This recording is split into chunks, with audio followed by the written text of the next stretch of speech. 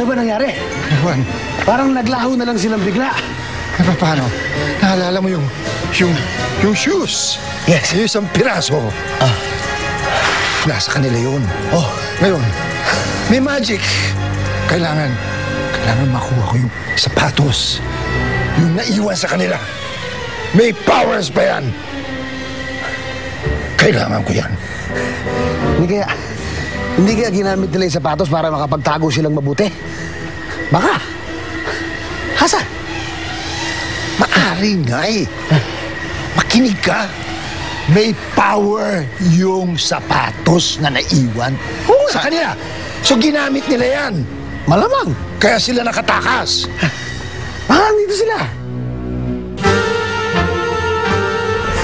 Bye, Coach! Bye, Sensei!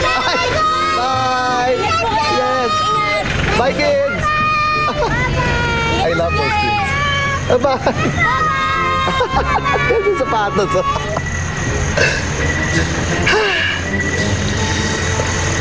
Sino yun eh? Bakit ka nagbabay? Hindi ako nagbabay. Gumanon ako, ikaw ang nagbabay. Nagpaalam kasi. Habulin na natin. Tayo doon tayo. Asan ang mga kotse? Asan ang mga kotse? Diyan ang kotse. Susi! Asan yung susi? Susi! Belinda! Saan kayo nang galing? Wala na sa kondisyon itong mga bata.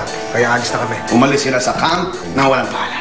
Nag-trespass sila sa property ng may property. Tapos gusto nyo, palisin lang namin sila ng ganun-ganun na lamang. Dito sa camp na ito, manggagaling ang magka-qualify sa Little League Football Camp. At kapag inalis mo ang mga bata, wala na silang chance maging. Mark, anak, nandito na ang mommy. Meron akong pasalubong sa'yo. Ma, anong pinalit mo sa akin? Magaling ka na. You're fantastic.